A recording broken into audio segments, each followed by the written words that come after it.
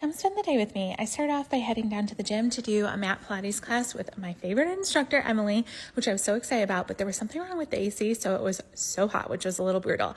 After class, I headed out to the terrace to just kind of relax for a little bit and make a few calls, and I also found out that Costco had some of the Fairlife back in stock, which they have been out of forever. So I headed over to Costco to pick up Kurt's prescription and also stock up. A few of you recommended this 32 degrees jacket, so I checked it out while I was there and it was on sale for $20.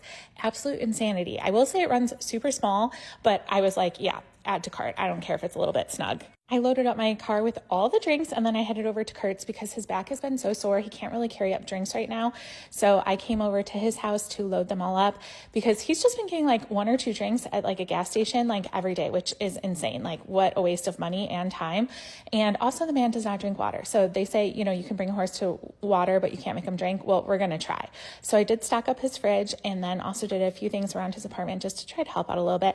And then around the building too. I don't understand why the recycling man insists on putting my recycling container on the other property. Like it's very clear. And then I also need to put new batteries in some of the cameras. And by the way, do you see that orange thing? Kurt actually 3D printed that holder for this camera for me, which was so nice. Although orange, it could have been black. I'm just saying, not to sound ungrateful, but black would have been better, or beige or something, but it is very handy. And then I had to do a few other things. I had to go into the heater tool room, which don't judge. I don't maintain this room. This is like the maintenance guy, but I had to go over to the washers and dryers because if they get filled with quarters, my tenants will be very mad if they jam. So whenever I'm here, I try to empty them out. And then I stopped at Jewel to use the Coinstar machine to turn in the quarters.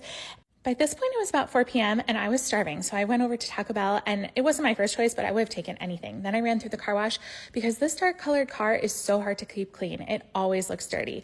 Then I headed home and just did some work and things. And then yes, for dinner, did I still get my Chick-fil-A? I did. And then I was so bummed about this. So I was going to make this whole video and I talked to the camera, but unfortunately somehow the audio got corrupted. But I want to tell you about this small business. I placed an order for $12 for this halva from this small business called Taste of Tahini. And because of the heat wave or whatever, they hand delivered it. It was free shipping, and apparently they're doing free shipping all month. And I had never had anything like this, and I have to say, I was very impressed. It tastes kind of like peanut butter, like a little bit, and then it has chocolate on top. It has dark chocolate, which I would prefer milk chocolate, but it was still delicious. And then she also threw in a slice of pistachio, which I didn't know if I would like, but it actually, I think, was my favorite. It was so good.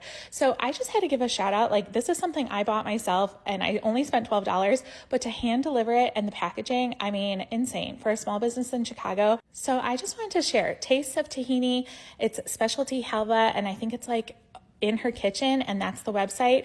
So, I mean, customer service these days is dead, and so I just wanted to share.